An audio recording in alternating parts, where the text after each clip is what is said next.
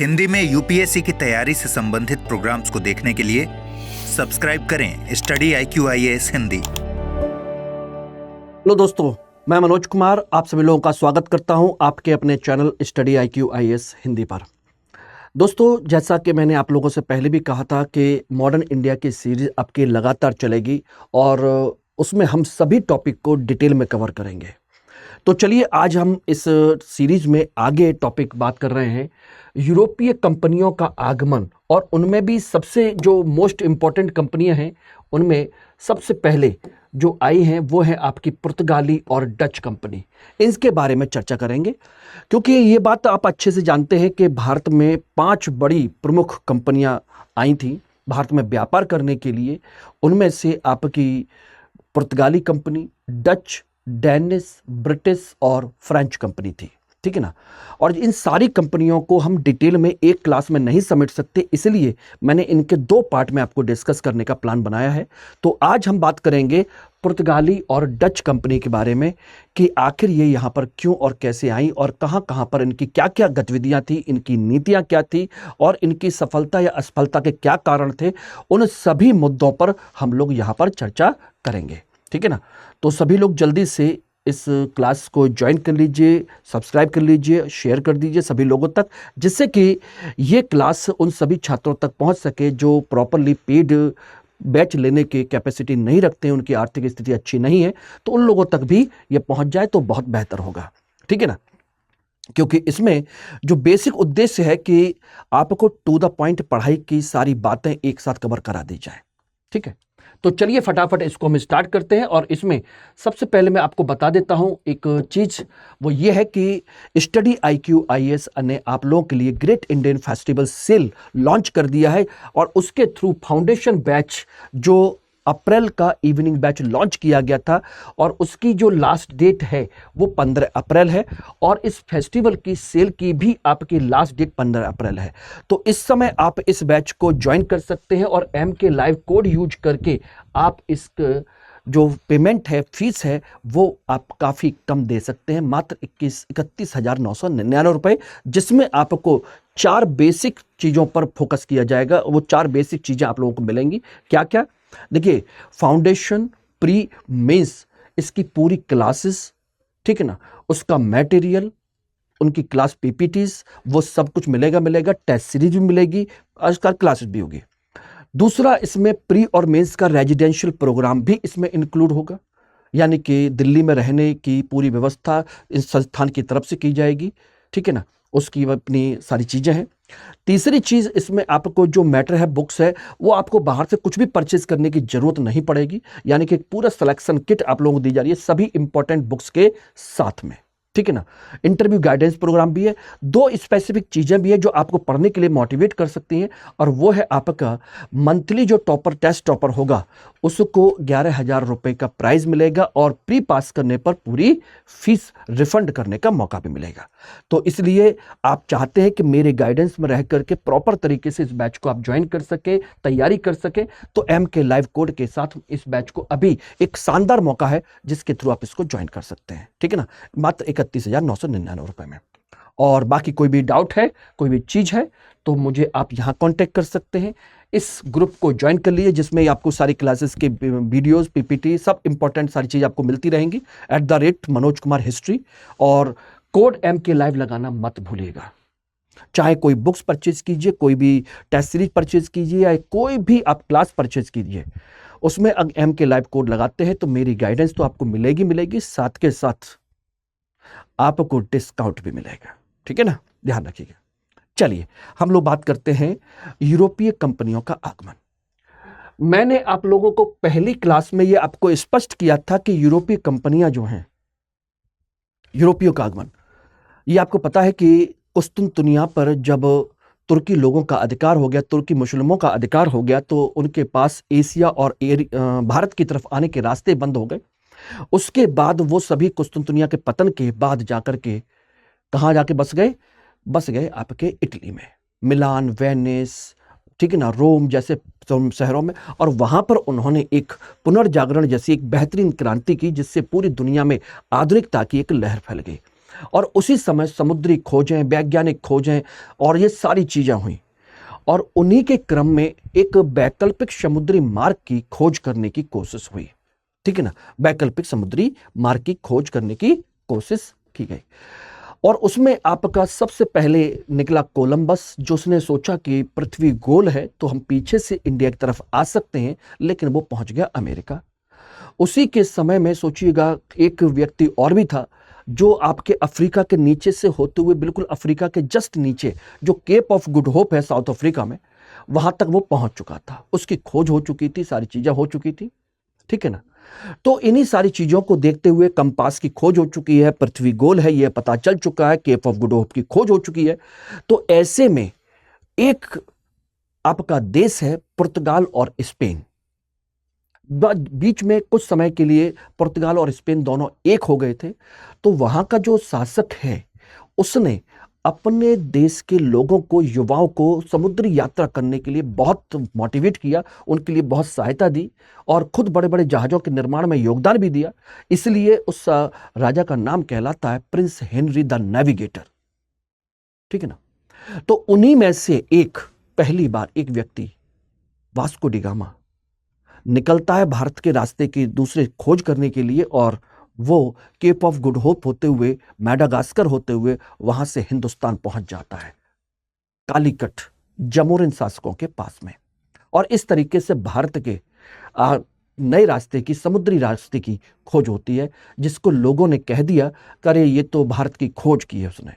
ऐसा नहीं, भारत कोई खो नहीं गया था, भारत अनजान भी नहीं था, भारत के समुद्री रास्ते की खोज की है उसने, वैकल्पिक रास्ते की। बात सिर्फ पुर्तगाली साम्राज्य या पुर्तगालियों के आने की नहीं है, बात है कि इसमें क्या क्या चीजें रहेंगी, किस किस तरह की सी चीजें रहेंगी, वो मैं आपको चर्चा कर दे रहा हूं। तो ये 5 कंपनियां हैं, Portuguese, British, Dutch, French and Danish. अब यहां से क्या क्या क्वेश्चन कैसे कैसे बन सकते हैं उनको आप देखेंगे। तो देखिए, सबसे पहला जो 5 कंपनियां हैं, यहां से आपका ये चीज ध्यान रखिएगा, पहली उनकी स्थापना का क्रम आपको पता होना चाहिए और भारत आने का क्रम, ठीक है ना, ये ध्यान रखिएगा। स्थापना के संदर्भ में देखा जाए तो सबसे पहले आपकी पुर्तगाली कंपनी ही है एक तरीके से, उसके बाद डच है, लेकिन डच पहले आ गए हैं। ब्रिटिशर्स हैं, ये इनकी कंपनी आपकी पहले बन गई थी, लेकिन ये बाद में आए 1611 में, ठीक है ना। और 1616 में एक डेनिश कंपनी बनी, तो उस समय ये यहां पर आ गई। और सबसे लास्ट में आए फ्रांसीसी, और आपके 1668 में ये इंडिया में आ गए, ठीक है ना। तो ये आपका आने का क्रम है और ये उनकी स्थापना क्रम है। बस इसमें एक चीज का ध्यान रख लीजिएगा, डच कंपनी बाद में बनी लेकिन भारत पहले आ गई, और ब्रिटिश कंपनी पहले बन गई लेकिन आई बाद में। उसके पीछे भी मैं चर्चा करूंगा, ऐसा आखिर ऐसा क्यों हुआ था। दूसरा, कम से कम आपको यह याद होना चाहिए कि कौन सी कंपनी ने कहां पर अपनी पहली फैक्ट्री बनाई थी। तो पहली फैक्ट्री कोचीन में पुर्तगाली कंपनी की, डच कंपनी की मसूलीपट्टनम में, ब्रिटिश कंपनी की मसूलीपट्टनम में, डेनिश कंपनी की ट्रैंकोवार में, और आपके फ्रांसीसी कंपनी की सूरत में। तो इनको बेसिक इंफॉर्मेशन आपको कम से कम इतनी पता होना चाहिए। ओके एवरीबॉडी, अब इसमें हम लोग बात करते हैं एक एक कंपनी करके, पुर्तगाली और इन सब को हम उठाते हैं, समझने की कोशिश करते हैं। तो सबसे पहले हम बात कर रहे हैं पुर्तगाली कंपनी की। पुर्तगाली कंपनी के जो कंपनी है वो कहलाती है एस्टाडो डी इंडिया, एस्टाडो डी इंडिया, ये एस्टाडो डी इंडिया ये कहलाती है कंपनी, ठीक है, ध्यान रखिएगा। और इसमें जो हम बात करने जा रहे हैं उसको ध्यान से सुन लीजिएगा। इसमें पुर्तगाली कंपनी में हमें पढ़ना क्या क्या है। देखिए, 2-3 चीजें आपको ध्यान देनी है। एक, प्रमुख व्यक्ति या उनके गवर्नर जो भी है ये रहे, ठीक। दूसरा, उनकी नीतियां, इन व्यक्तियों की नीतियां। और तीसरा इसमें जो आपको ध्यान देना है वो है इनकी असफलता के कारण। आखिर पुर्तगाली कंपनी क्यों हारी, क्यों असफल हो गई, इसके असफलता के कारण क्या है। ठीक है, ये ध्यान रखिएगा। तो एक एक करके हम इन्हीं पर सारी चीजों पर हम लोग चर्चा करते हैं। तो सबसे पहले भारत आने वाला व्यक्ति कौन था, ये बात हम अच्छे से जानते हैं। तो पहला व्यक्ति जो है वो है आपका वास्को डिगामा। जितना मैं बता रहा हूं उतना आप नोट करते चलिएगा। वास्को डिगामा 17 मई 1498 को ये भारत आया था। 17 मई 1498 ये भारत में पहुंचा, और भारत में भी कहां पर, कालीकट, जमोरिन शासकों के यहां यात्रा करते हुए यहां तक पहुंचा। और कालीकट का भी जो बंदरगाह था, बंदरगाह का नाम याद है, जिस जगह पर यह उतरा था, बंदरगाह का नाम था कप्पकडाबू। कप्पकडाबू, ये रहा, ठीक है ना, कप्पकडाबू। यहां पर ये बंदरगाह पर पहुंचा था, उतरा था। और किसके साथ आया था? ये आया था वास्को डी गामा, इस जो आया था इसके साथ में था, साथ में जो व्यक्ति था उसका नाम था अब्दुल मनीद। ये मैडागास्कर से इसके साथ चला था, अब्दुल मनीद। और ये बेसिकली दुभाषिया था, क्योंकि भाई भारत की भाषा वास्को डी गामा को तो नहीं आती थी, ठीक है ना, ये सारी चीजें थी। और ये आया और आकर कालीकट जमोरिन के यहाँ अपने अपनी बात बताई, अपनी बात रखी, सारी चीजें हुई। और इस तरीके से उसका बड़ा आदर सत्कार किया गया, सारी चीजें की गई, उसको अच्छा खासा रहने का मौका मिला, व्यापार करने की छूट दे दी गई। और जब वो यहां से गया, वापस जाते समय वापस गया, तो सोचिएगा जो सामान लेकर के गया, सामान 60 गुना कीमत पर बेचा था, कीमत पर बेचा, यानी कि उसको 60 गुना ज्यादा मुनाफा हुआ उसको, ये रहा। तो उसके बाद उसकी और ज्यादा इच्छा बढ़ गई कि ये सारी चीजें हुई, ठीक है ना। और जब ये वापस लौटा, उसने रास्ता खोज लिया, तो समझ लीजिए इसे पुर्तगाल के शासक जो था, बदल गया था। पुर्तगाल का शासक मैनुअल सेकंड, और मैनुअल सेकंड ने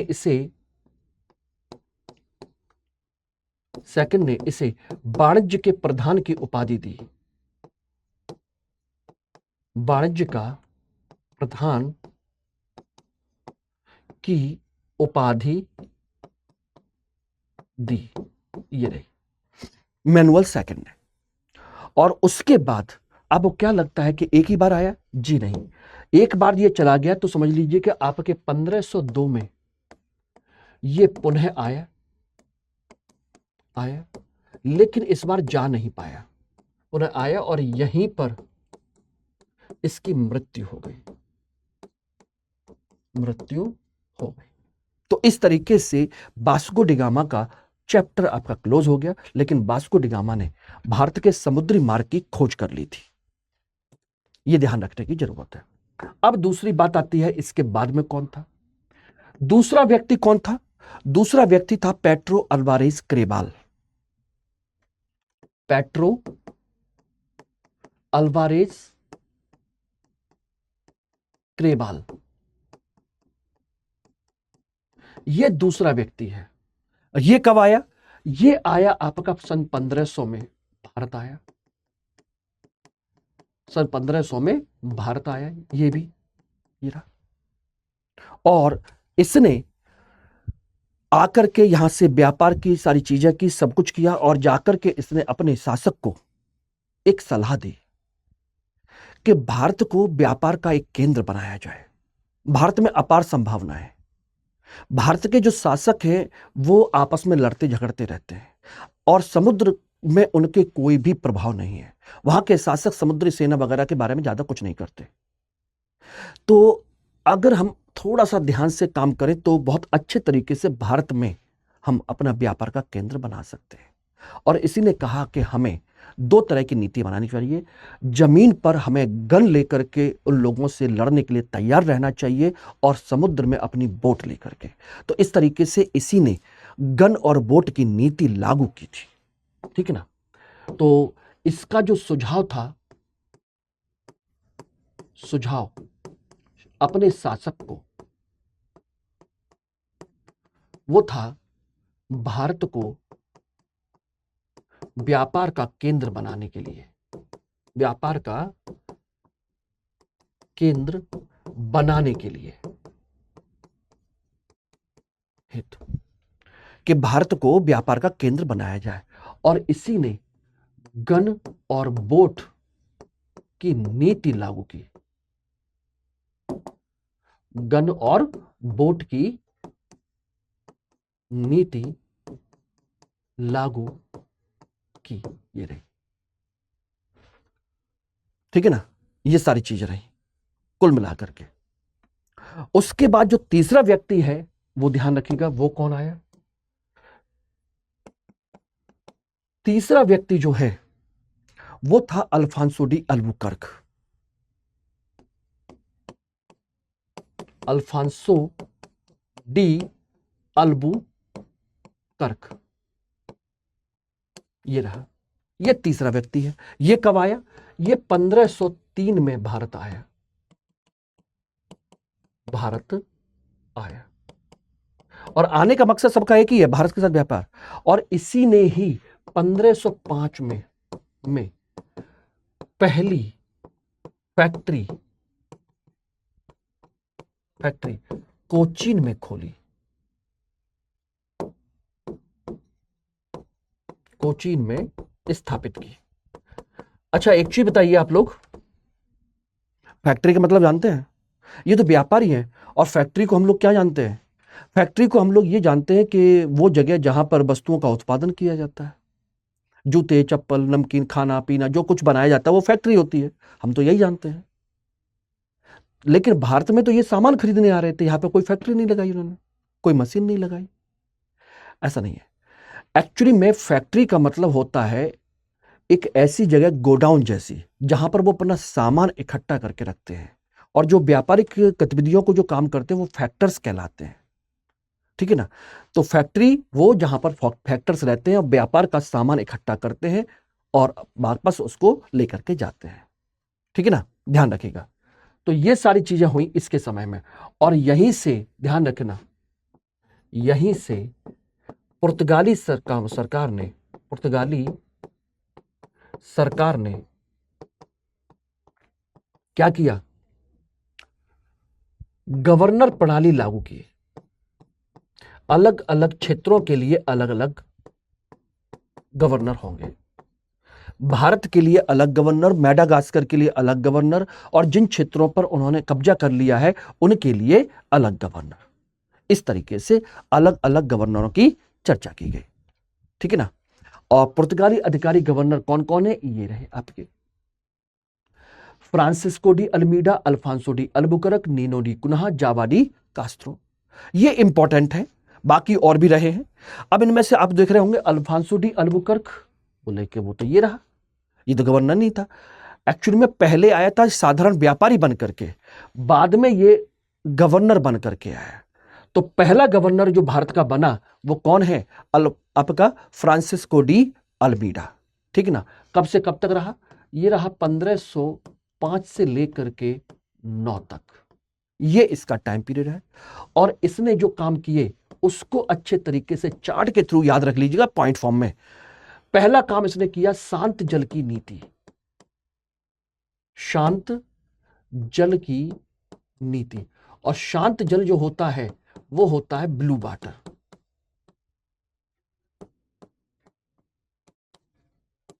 ब्लू वाटर पॉलिसी। ठीक है ना? Blue water policy. अब शांत जल की नीति का मतलब क्या है? शांत जल की नीति का मतलब है दोस्तों कि हिंद महासागर, जहां पर ये व्यापार कर रहे हैं, हिंद महासागर, अरब सागर, इस पूरे क्षेत्र में शांति रहना। शांति मतलब किसी प्रकार का कोई संघर्ष ना होना। और संघर्ष तब नहीं हो सकता जब आपका एकाधिकार हो, और एकाधिकार तब हो सकता है जब आप वहां से दूसरे व्यापारियों को निकाल दें। तो इसका मतलब है हिंद महासागर में, हिंद महासागर या अरब सागर पर एकाधिकार। ठीक है ना? प्लस हम कह सकते हैं अरब व्यापारियों को अरबी व्यापारियों को बाहर करना।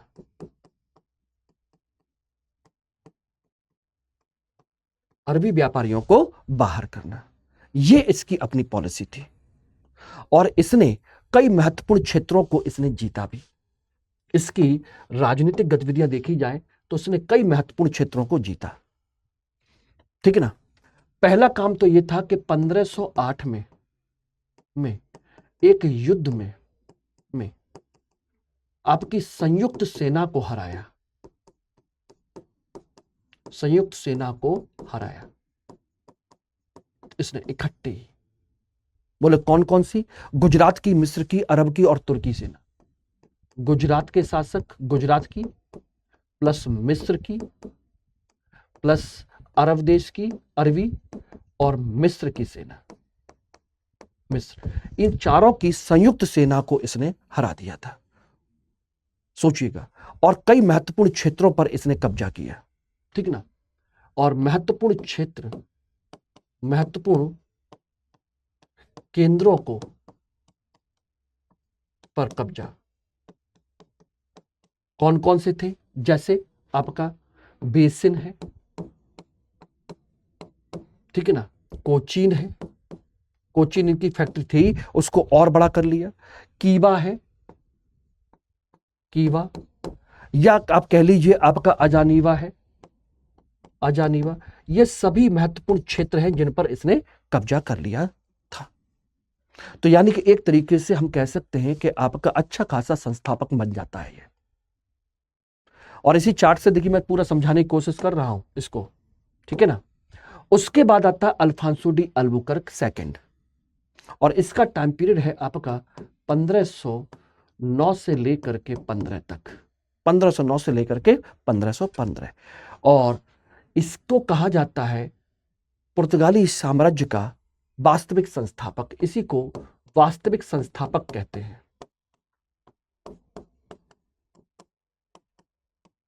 वास्तविक संस्थापक कहा जाता है। और क्यों कहा जाता है? क्योंकि इसने 1510 पर में गोवा को जीता, गोवा जीता। किससे? बीजापुर के आदिल शाह से। बीजापुर के आदिल शाह को हराकर और उस पर कब्जा कर लिया, ठीक है ना। और क्या क्या किया इसने? मलक्का, हॉर्मुज पर कब्जा कर लिया इसने। मलक्का को भी जीता, मलक्का है, हॉर्मुज है, हॉर्मुज बंदरगाह, इस पर भी, इसको भी जीत लिया, इस पर भी अपने कब्जा कर लिया, ठीक है ना। और इसने अपना मुख्यालय, पहले केवल फैक्ट्री थी, अपना मुख्यालय कोचीन को बनाया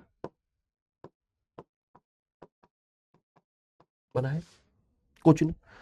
लेकिन इसने अपनी कुछ नीतियां लागू की थी, कुछ विशेष नीतियां हैं जो इसने लागू की थी। उनको सोचने समझने की जरूरत है हमको, क्योंकि ये भारत पर अपना लंबे समय तक नियंत्रण रखना चाहता था। इसलिए इसने एक काम किया, इसकी कुछ नीतियां हैं, उनको जरूर आप याद रख लीजिएगा। नीतियां है, नंबर 1, मुस्लिमों से घृणा की नीति। मुस्लिमों से घृणा इनकी नीति है। मुसलमानों से भी इसको बहुत घृणा थी, कह लीजिए धार्मिक कारणों की वजह से, या उसके अपने यूरोप पर उन्होंने अटैक किया, कुस्तुनतुनिया को जीत लिया, सारी चीजों उनको लेकर के। दूसरा इसने जो काम किया वो था भारतीय स्त्रियों से विवाह। भारतीय स्त्रियों से विवाह की अनुमति दी कि भारतीय महिलाओं से शादी कर लीजिए, अपना घर बसाइए। क्यों? क्योंकि ये चाहता था कि ये इनकी कंपनी के जो युवा लोग हैं बार बार घर ना भागे। उनको घर की याद तभी आती है जब दूर दराज में उनका घर हो। अगर शादी विवाह करके अपने यहीं पर सेटल हो जाते हैं तो ये ज्यादा अच्छा काम करेंगे और उनको घर की याद भी नहीं आएगी, स्थायी निवास बनाने के लिए। तीसरा, इसने सती प्रथा पर रोक लगाई। सती प्रथा पर रोक, ठीक है ना। चौथा, इसने कृष्णदेव राय से मित्रता की। चौथा, कृष्णदेव राय से मित्रता, राय से मित्रता। ये वही कृष्णदेवराय जो विजयनगर साम्राज्य के शासक है, और इस तरीके से ये इसके समय की कुछ महत्वपूर्ण घटनाएं हैं।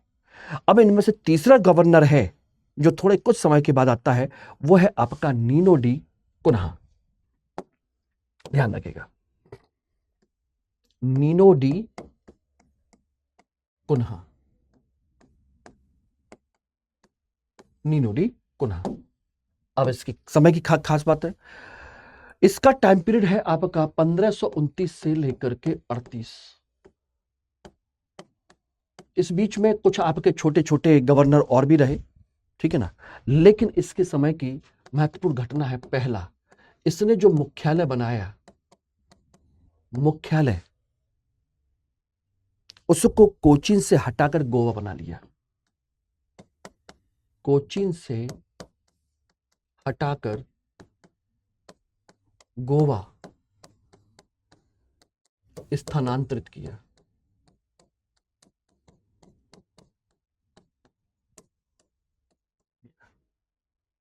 ठीक है ना। दूसरा, इसने दूसरी जो चीज है, बंगाल में अपना पहली फैक्ट्री स्थापित की, बंगाल में, और हुगली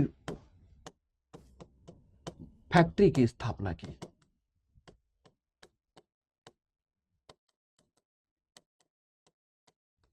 हुगली फैक्ट्री की स्थापना की। तीसरा, इसी समय इसने मद्रास में सेंट थॉमस की स्थापना की, सेंट थॉमस की स्थापना की नीनो डी कुन्हा के समय में।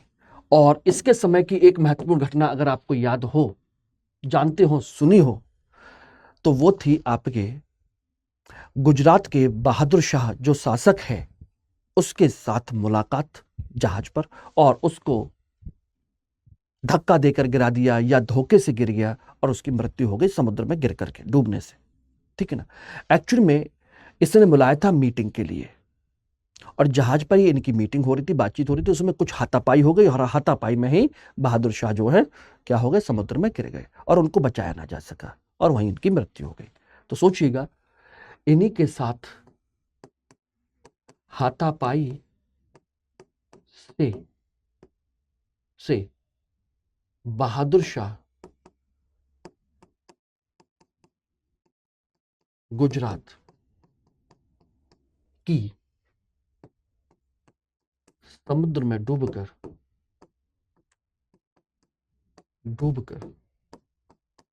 मृत्यु, ठीक है ना, मृत्यु हो गई। और सबसे लास्ट में इसने 1537 में इसने दमन और दीव पर कब्जा कर लिया,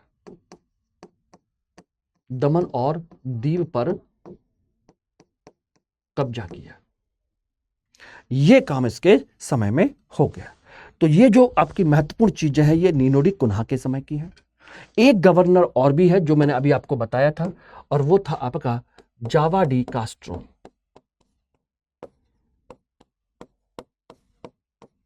जावा डी कास्ट्रो, ठीक है। और जावा डी कास्ट्रो का जो समय पीरियड है वो 1602 के आसपास का है, काफी लंबे समय के बाद का है, काफी लंबे समय बाद। और इसके समय में पुर्तगाली साम्राज्य के पतन की शुरुआत हो गई, पुर्तगाली साम्राज्य के पतन का प्रारंभ हो गया, ठीक है ना। कैसे? इसलिए हो गया कि आपके 1611-12 में स्वाली में ब्रिटिश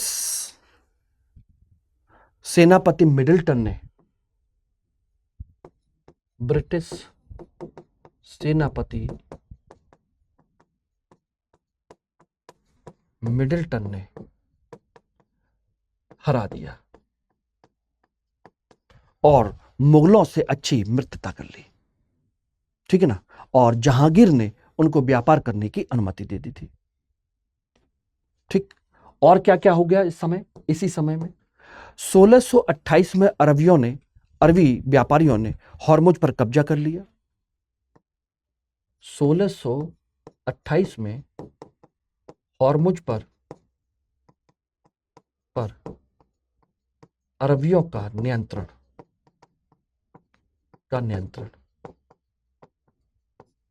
ठीक है ना, एक ये हो गया। दूसरा 1632 में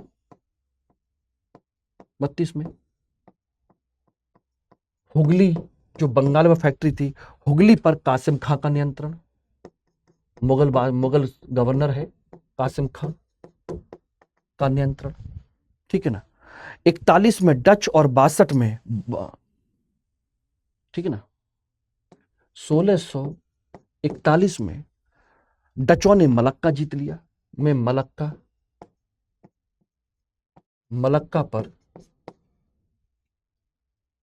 डचों का कब्जा,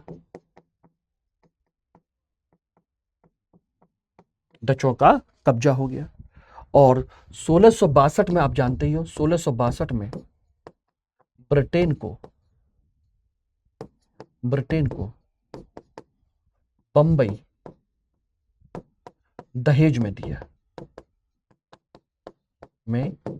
ये रहा, बंबई दहेज में दे दिया। अब कहोगे ऐसा कैसे? एक्चुअल में ब्रिटिश राजकुमार के साथ में पुर्तगाली राजकुमारी की शादी हुई, तो उन्होंने बंबई को दहेज में दे दिया। और इस तरीके से जो प्रमुख घटनाएं हैं वो मैंने आपको बता दी हैं, ठीक है। अब बात आती है कि इनके साम्राज्य को क्या कहा जाता है, इनकी नीतियां क्या क्या हैं। तो इसको हम देख सकते हैं आराम से। पहली बात तो यह है कि पुर्तगाली कंपनी का जो साम्राज्य, इसे कहते हैं एस्टाडो डी इंडिया। ये मैंने स्टार्टिंग में भी लिखा था और अभी भी बता दे रहा हूं, एस्टाडो डी इंडिया, ठीक है ना। और इनकी जो प्रणाली है साम्राज्य को चलाने की या भारत पर नियंत्रण करने की,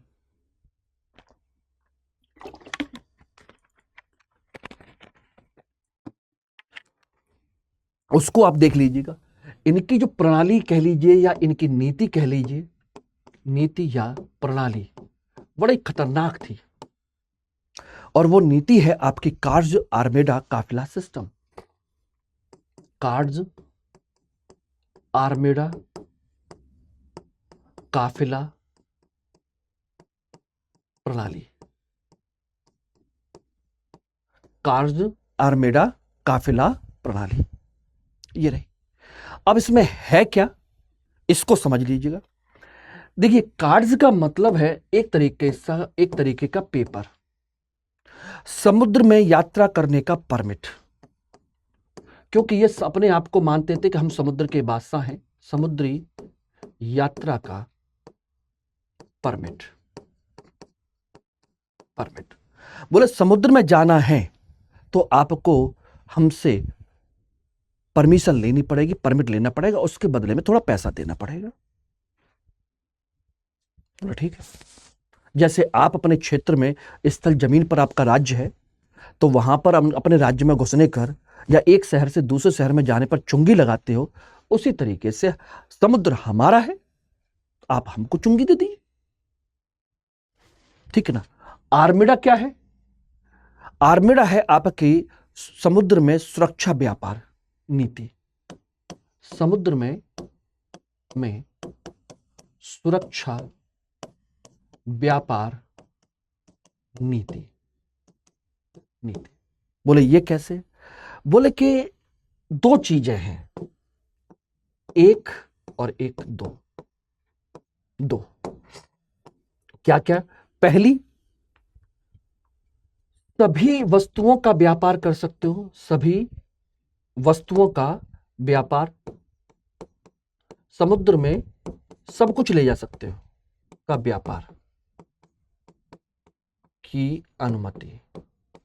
बोले सब कुछ ले जा सकते हो, हमें कोई परेशानी नहीं है, केवल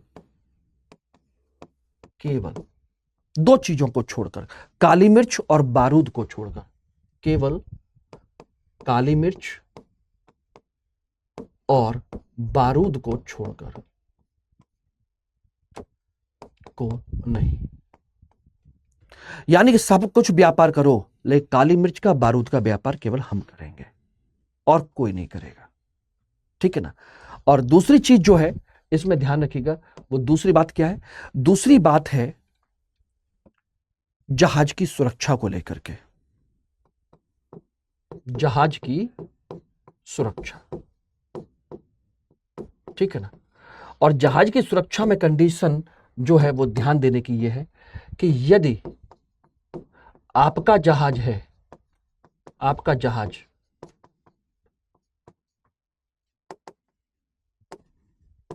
है, तो सुरक्षा की गारंटी नहीं, सुरक्षा की गारंटी नहीं है।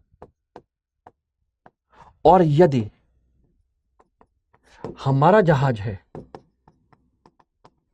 तो गारंटी है, गारंटी है। इसका मतलब क्या हुआ?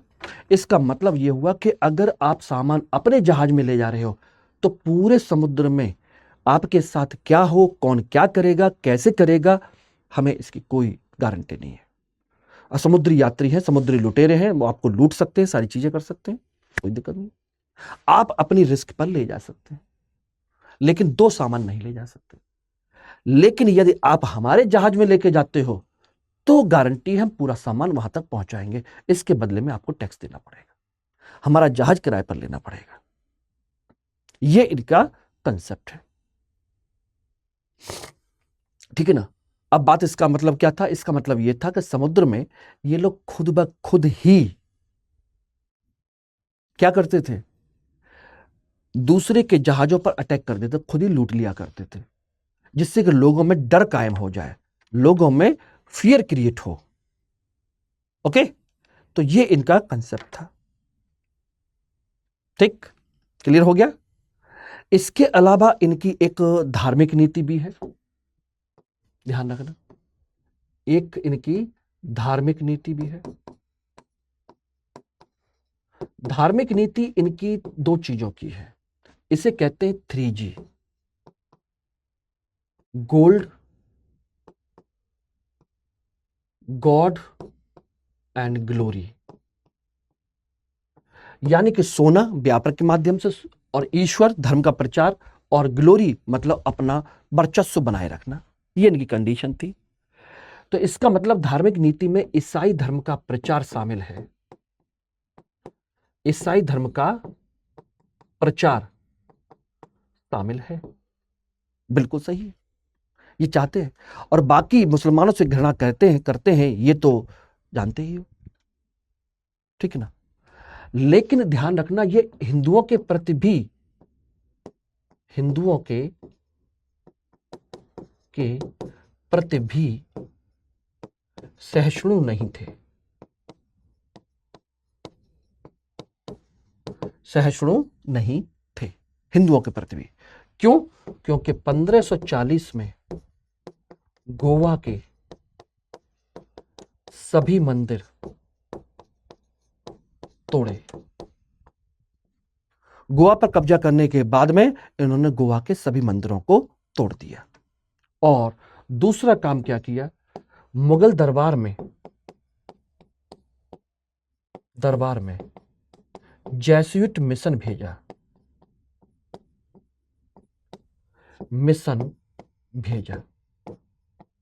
जिससे कि उनको ईसाई धर्म के बारे में बता सके, सारी चीजें कर सके। और इस मिशन का नेतृत्व किया था सेंट थॉमस ने,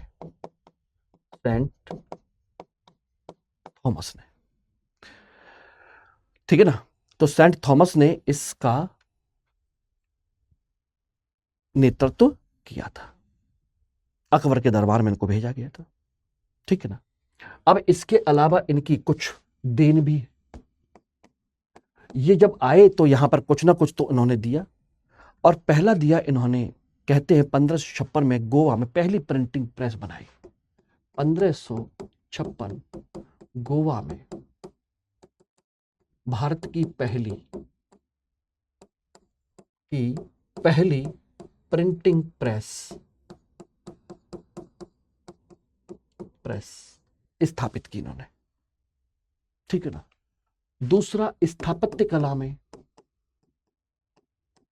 कला में गौथिक शैली, गौथिक स्थापत्य शैली, गौथिक शैली का को शुरू किया, शुरू।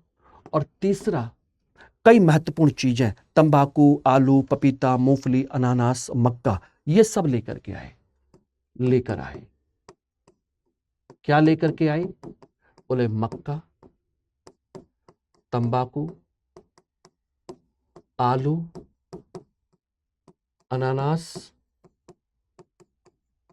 ठीक है ना, अनानास, ऐसी सारी चीजें, ये सब कुछ यहां पर लेकर के आए थे। तो ये इनकी देन कहलाती है। अब बात आती है कि आखिर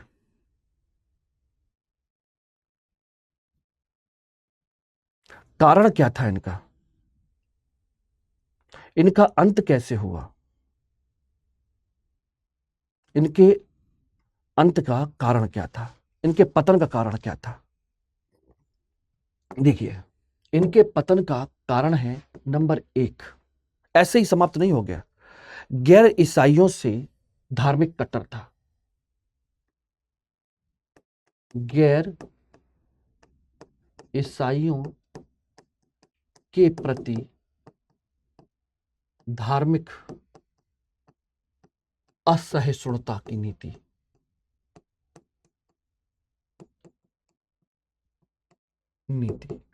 यानी कि गैर ईसाई जो हैं, बेसिकली हिंदू और मुसलमान, उनके प्रति ये धर्म के लेकर के बड़ा कट्टर थे, ठीक है ना। दूसरी थी इनकी गलत व्यापार नीति, यानी कि कार्ड्स, आर्मेडा, काफिला प्रणाली, गलत व्यापार प्रणाली। तीसरा, ब्राजील की खोज। तो ये जब ब्राजील की खोज हो गई तो ये लोग सीधे सीधे वहां समुद्र से ब्राजील की तरफ चले गए। भारत की तरफ इनको लंबा पड़ता था, ब्राजील इनके पास पड़ता था, ठीक है ना। चौथा, ब्रिटिश व डचों का भारतीय व्यापार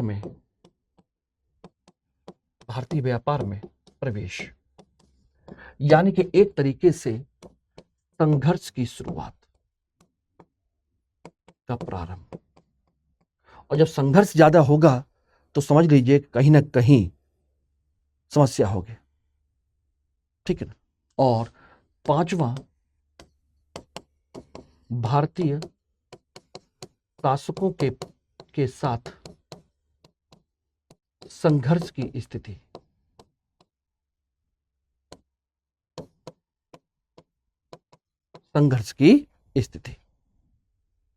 तो ये है इसका पुर्तगालियों का पतन।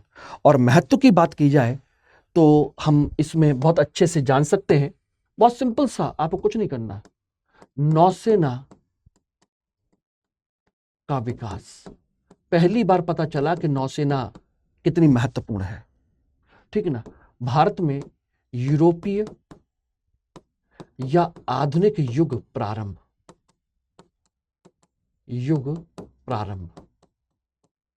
यही हो गया ना, ओके। तीसरा, ईसाई धर्म का प्रवेश, भारत में ईसाई धर्म का प्रवेश हो गया। इस तरह से 3 महत्वपूर्ण चीजें ये तो हैं ही है। उसके अलावा ये जो देन है, ये सभी देन ये भी शामिल है, यानी कि अन्य देन।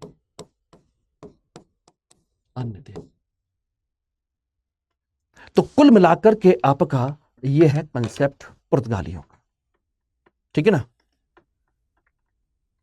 एवरीवन। अब इसमें डच एक छोटी सी कंपनी का कंसेप्ट और रह जाता है, उसको और हम लोग डिस्कस कर लेते हैं। तो हमारा टॉपिक भी कंप्लीट हो जाएगा, ठीक है ना। चलिए अब बात करते हैं Dutch company. Dutch company basically कहाँ की है? नीदरलैंड या हॉलैंड की कंपनी है और इस कंपनी के को कहा जाता है VOC, वारिंगडे ईस्ट ऊस्ट इंडसे कंपनी, वारिंगडे ऊस्ट इंडसे कंपनी। ये इनका कंसेप्ट है और लगभग ये 1605 से लेकर के 1760 तक ये बने रहे भारत में। ठीक है ना, ध्यान रखिएगा। सबसे पहला डच यात्री जो भारत में आया था, जिस समय कंपनी भी नहीं बनी थी, उससे पहले ही आ चुका था, एक डच नागरिक, लेकिन भारत नहीं पहुंचा। बात है सन 1596 की। 1596 में प्रथम डच यात्री जिसका नाम है कॉर्नेलियन हाउटमैन, कॉर्नेलियन हाउटमैन, ये निकला था अपने देश से भारत आने के लिए, लेकिन ये पहुंच गया इंडोनेशिया। इंडोनेशिया पहुंचा, ठीक है ना, भारत नहीं आया। उसके बाद सन 1602 में कंपनी की स्थापना हुई। सन 1602 में क्या हुई? कंपनी की स्थापना। ओके, ये हुआ और 1605 में कंपनी भारत आई। 5 में कंपनी भारत आई, यानी कि 3 साल बाद। ये लोग आपके उधर नहीं गए और इन्होंने सबसे पहली फैक्ट्री, प्रथम फैक्ट्री कहां खोली? मसूलीपट्टनम में। और मसूलीपट्टनम कहां है? मछलीपट्टनम, ये रहा। इसे कहते हैं मछलीपट्टनम या मसूलीपट्टनम, ठीक है ना। उसके बाद दूसरी फैक्ट्री, द्वितीय फैक्ट्री, ये उन्होंने खोली पेट्टापोली में। पेट्टापोली में, ठीक। और तीसरी जो मोस्ट इंपॉर्टेंट है, तीसरी, और वो आपकी खोली थी 1610 में। कहां पर? पुलिकट। और पुलिकट काफी फेमस है। पुलिकट में देखिए, इनको मैं आपको जितनी भी आपकी फैक्चुअल है वो मैं आपको एक साथ करा रहा हूं, जितना आपका कंसेप्चुअल है वो भी जहां पर जितना हो सकता है वो भी मैं आपको करा रहा हूं।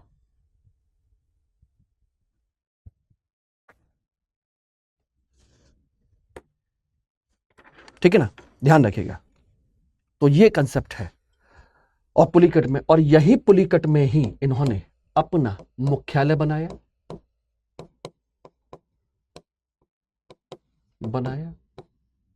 ठीक, पुलिकट में ही इन्होंने सोने के सिक्के जारी किए, स्वर्ण मुद्राएं जारी की,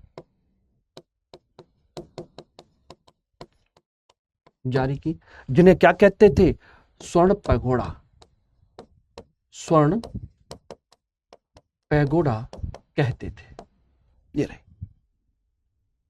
ओके, क्लियर हो गया।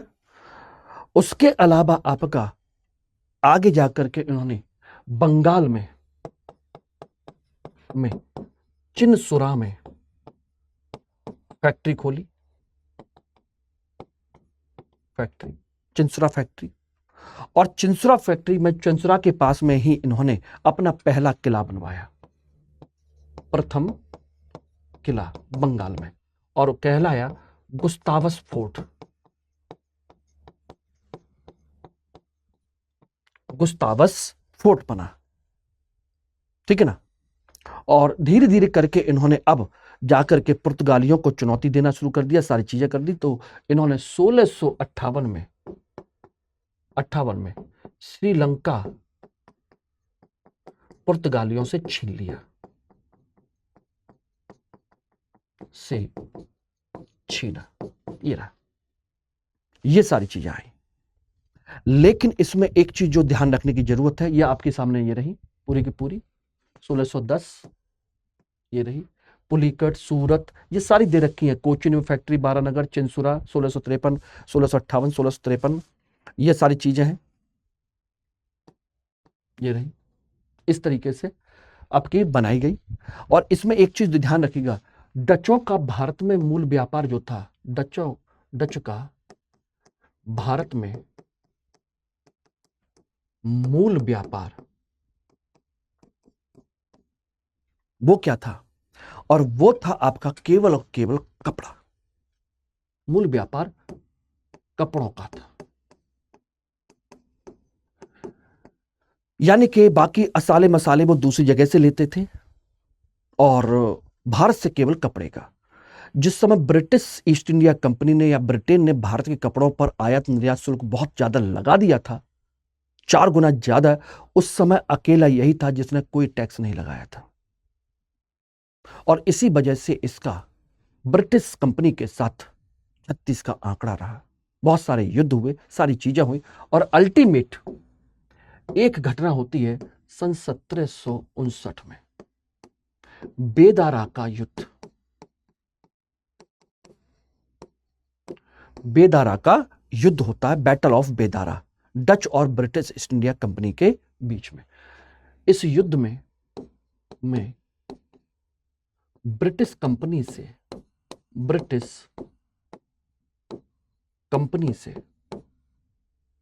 डच हारे व भारत छोड़कर चले गए।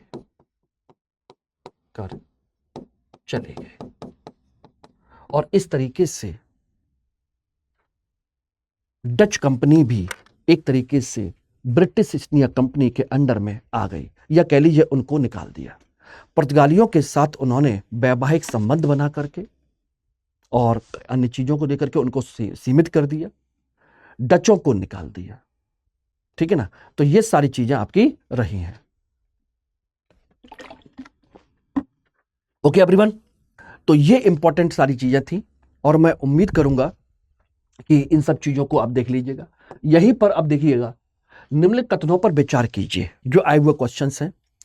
फ्रांसिस्को डी अल्मीडा ने भारत में पहले पुर्तगाली गवर्नर थे, फ्रांसिस्को डी अल्मीडा। दूसरा, उन्होंने नीली जल नीति, ब्लू वाटर पॉलिसी शुरू की। बताइए सही क्या है, गलत क्या है? बताइए। केवल एक, केवल दो, दोनों में से कोई नहीं। बिल्कुल दोनों बिल्कुल सही है, ब्लू वाटर पॉलिसी और ये मैंने आपको बताया भी था, पढ़ाया भी था, आप आराम से देख सकते हैं। ये रही ब्लू वाटर पॉलिसी और पहले गवर्नर, कर सकते हैं। ठीक है ना? ये यूपीएससी का आया हुआ क्वेश्चन है। दूसरा क्वेश्चन है, नीनो डी कुन्हा ने प्रशासन मुख्यालय कोचीन से गोवा स्थानांतरित कर दिया। नंबर 2, नीनो डी कुन्हा ने गुजरात के शासक को एक पुर्तगाली जहाज पर आमंत्रित करके धोखे से मार डाला। ठीक है ना? सही कूट का चयन कीजिए, केवल एक, केवल दो, दोनों और दोनों में से कोई भी नहीं। बताइए। इसका भी दोस्तों आंसर है दोनों सही है। यह भी मैंने आपको कराया है, अगर थोड़ा सा ध्यान हो तो याद रहेगा। तो नीनो डी कुन्हा, ये रहा बहादुर शाह की समुद्र में डूबकर मृत्यु और कोचीन से हटाकर गोवा स्थानांतरण, ये दोनों चीजें।